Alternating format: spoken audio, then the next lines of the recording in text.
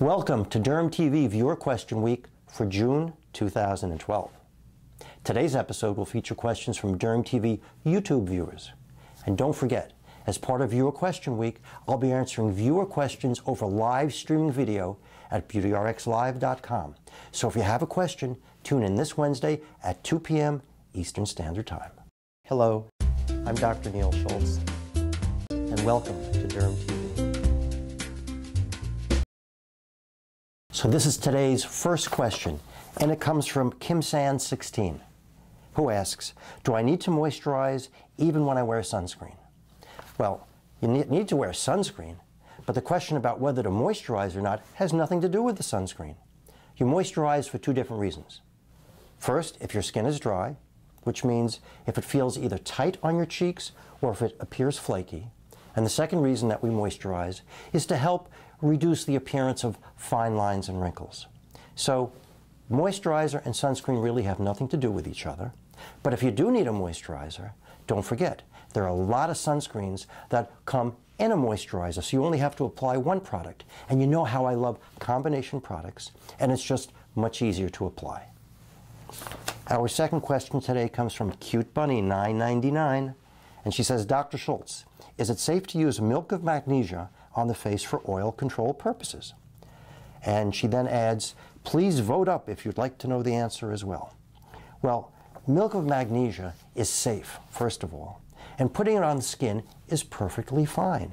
And yes, it does help control oil because the very tiny particles of the chemicals and the elements, minerals rather, in the milk of magnesia, they absorb oil. So they act a little bit like talc would. So it's safe and it works. Question number 3 today comes from Shou 1986. Hey, Dr. Schultz, does fractional erbium laser remove stretch marks? If it doesn't, then what are the solutions?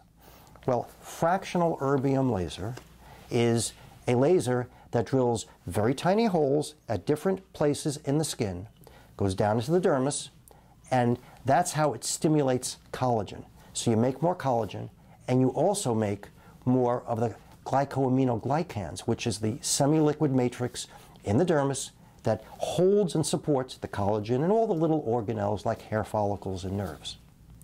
When you're making that material, it's helping to rebuild the lost tissue in stretch marks. So yes, it does help. But I don't know any technique that's perfect for fixing stretch marks. But just as the erbium fractional laser causes you to make these things in the dermis and increase the volume of the dermis, which helps build up the stretch marks, anything that also helps build collagen and those other things I mentioned is also going to help. So microdermabrasion will help, even repeated exfoliation with glycolics will help, but the deeper the process, and the lasers, of course, are much deeper than superficial peels, the deeper the process, the more collagen you're going to make, and the better it's going to do. So I'm on board with erbium fractional lasers for helping stretch marks. Our next question comes from Geeta Patel 27. Is it okay to use hair removal creams on bikini area private part? I'm worried about chemical reactions or allergies of that sort. Well, it's really not that you're more apt to have an allergy in an area of thin or sensitive skin. It's really more a question of that you could get irritation or actually burn the skin because the skin is so sensitive. Bottom line is there are specific instructions with all of these hair removal products.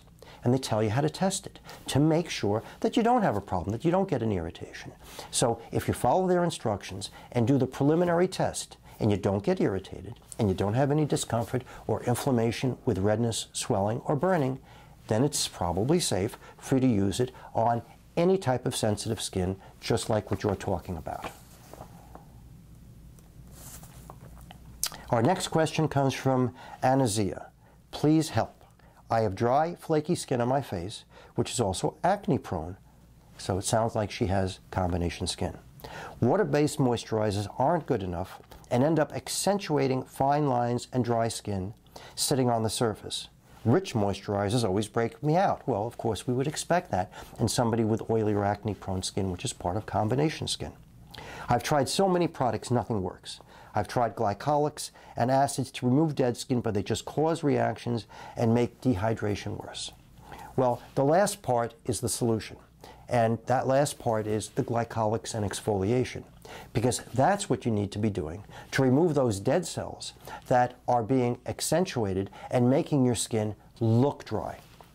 Your problem, though, is the glycolic product you're using obviously is not sufficiently mild or adequate or appropriate for your skin. Either it's too acidic, or it's not pH adjusted, or it's not buffered, but you need to use a glycolic product that's pH adjusted and buffered, which is what I did with all of the Beauty RX exfoliating glycolics. I made them mild and gentle, yet effective. So if you can find a product, a glycolic exfoliant, that doesn't irritate you and doesn't break you out, as good ones really shouldn't, then in terms of your flaky skin on your face, that dry, flaky skin will be exfoliated, and you just then need to find a moisturizer which will have enough moisture, a water-based or oil-free moisturizer which will have enough moisture to give you the moisture that your skin is thirsting for. And as a result of the exfoliation, you won't need as heavy or even moisturizing of a moisturizer. It'll be easier for you. And today's last question comes from Moigo2. I heard that using a razor on your feet is an acceptable way to remove built-up skin. And he says, bunions, corns, etc. Is this true? Is it safe to scrape the painfully thick skin off my big toe with a razor? Well, first of all, let's distinguish between calluses, which it is safe to carefully remove with a razor, and bunions. Bunions have nothing to do with this. Bunions are a result of a deformation in the bone that happens as a result of arthritis.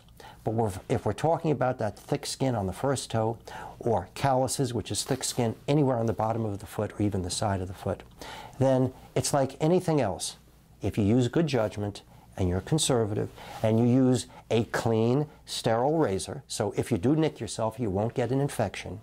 If you're doing it carefully, then yes, it is safe to use that as a technique for trying to get rid of that annoying, thick, dead skin. But just remember, make sure that the razor is sharp, because if it's not sharp, you're going to have to push hard. And if you push hard, that's how you wind up having accidents and cut yourself. And make sure that it's sterilized and hasn't been used before. So that's it for today. And don't forget, the subjects from so many Derm TV episodes come from your questions, which are great. So please keep sending them in, and I'll keep answering as many of them as I can. Please join me again at dermtv.com. If you have a question, please send it to me by visiting dermtv.com/question. I'm Dr. Neil Schultz, and thank you for watching today.